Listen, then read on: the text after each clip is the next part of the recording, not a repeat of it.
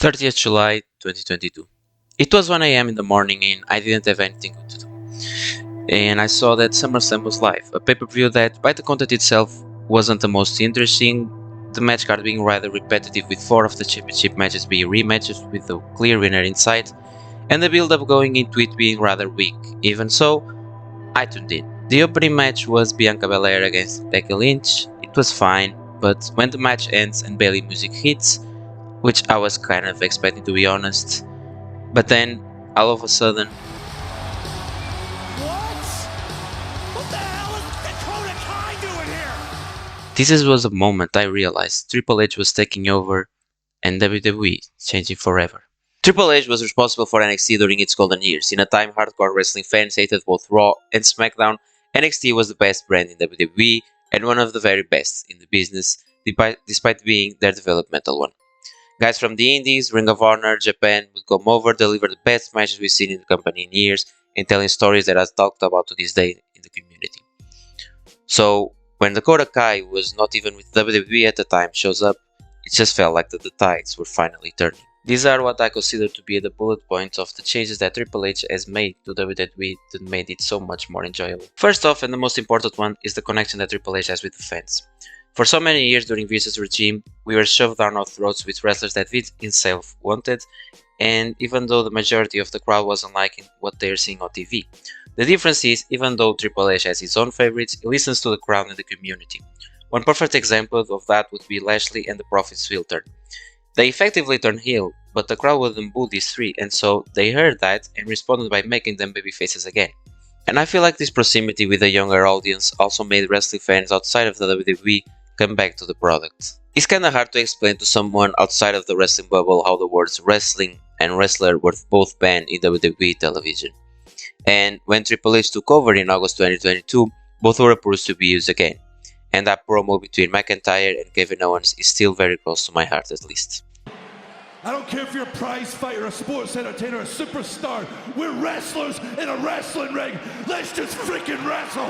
I feel like every day since Triple H took over, WWE is closer to the rest of the wrestling world.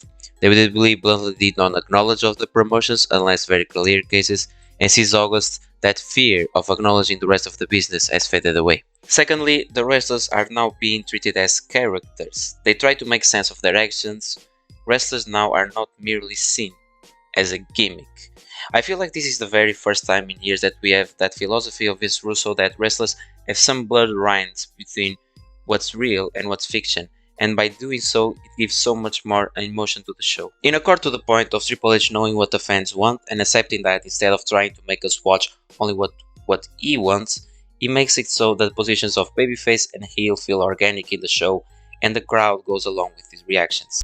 There was a time that babyfaces were an endangered species in WWE, but now we see the likes of Cody Rhodes, Seth Rollins, Sami Zayn, LA Knight, Jey Uso as genuine babyfaces. And on the other side of the coin, we have the loudest boos I've heard since the Attitude Era every time Dom Mysterio picks up the microphone. That's another thing we need to credit Triple H. There's a lot of talent in the roster that was a little bit stale or with some 90s gimmicks, but Triple H decided to change that. Putting Vince's old ideas aside and giving wrestlers their NXT gimmicks, making model legends and pub fighters into megastars and bruiserweights, making Rey Mysterio's underlings into the most hated guys in the business, giving back Asuka's killer instinct in the form of a murder crown, and a former Royal Rumble winner that was almost at the jobber level, main event both Raw and pay-per-view. And these are just a few guys that have been revitalized during Triple H's regime. I feel like match quality in the WWE has been improving a lot in the last years, but feel like since Triple H takeover, it has increased even more, both on TV and pay-per-view. Talking about which, pay-per-views now feel special, like they used to. Rumble was special, The Chamber was special, Money in the Bank was special. They took Survivor Series that in the last few years lost a little bit of what was special about it, and they upped their game with the implementation of War Games. These different match types were so great because they didn't just spit out the wrestlers to the match environment randomly, but rather all of they made the storylines flourish in the pay-per-view, and making pay-per-view seem like a show with segments in between the matches or big payoffs at the end made it really unique. A big part why pay-per-views are really good nowadays is because of the slower narrative that Triple H has implemented. The build-ups to the matches made them even more hype going into it, and when a champion is finally dethroned, it elevates the new champion and makes the audience feel like it's an end of an era. And also putting the W in World Wrestling Entertainment, because the idea of doing international pay-per-views made some glorious moments last year. The Midcard titles are also a big part of why WWE is so enjoyable. The Midcard title scene over the past few years has been treated very poorly, losing a bit of its prestige, but in a matter of months they took it back, making both Lashley and Rollins back-to-back champions before Theory taking the US title home and made it to regain a little bit of importance on Raw. And Gunther, as of right now, is being acclaimed by many as the best Intercontinental Champion of all time. These titles are now a big part of the WWE TV and pay-per-view, and even though not everything has been perfect, they sure are trying to give them time on screen. I also want to talk about the Women's Tag Division, a controversial title that in the sense that many people saw it as a waste of time in TV, but ever since TakeOver Triple H has been trying actively to make it a division around it. If one of my opening declarations for the NXT Black and Gold wasn't enough, I tell you, I go and watch matches from that time and I feel like we don't see bangers like that anymore on a constant basis. Every time a wrestler that had its start on that time appears on the main roster, it fills my heart with joy. The rock metal theme songs, that pitch black background, everything was special, but it needed to go. Because the problem with the NXT was that it didn't really function as a developmental brand, but at times almost felt like a whole different brand, even reaching the point where commentators didn't acknowledge NXT achievements in the main roster, and wrestlers at times, when reached main roster WWE, they had this entire gimmick transformed because Vivids didn't saw the potential on it. And yes, NXT 2.0 was initially very hard to accept, but right now it seems like it was the best choice.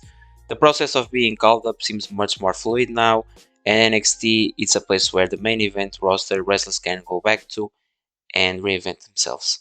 A lot of the credit goes to Nick Khan, but the implementations on TV to make it really look as a developmental brand without making it seem like a downgrade to its predecessor goes both to Triple H and HBK. To finish this off, I just want to talk about social media. I feel like at times most medias don't use social media in a way that benefits them, or at times is even the community that ruins it. But WWE is one of the whole new level nowadays. I feel like I can't pass one day without thinking about wrestling because in the last months WWE or its wrestlers are using the platforms they're in to make the product even better. And a practical way we can see that it's how WWE handled the WrestleMania press conference.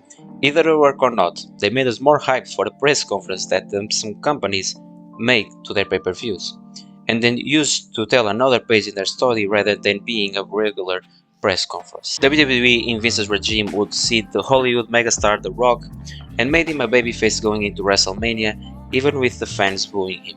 While Triple H took the opportunity, he made a heel turn that is going to be talked to generations and made WrestleMania so hyped even 2 months away. I feel like this resumes why many fans call it the best era nostalgia aside, at least from a writing standpoint. In a way, Nick Khan and even the state of the rest of the wrestling industry is also make part in making WWE better, but that's a topic for another video. If you liked, please leave a like, subscribe, turn on that bell, and don't forget, Come Tuesday,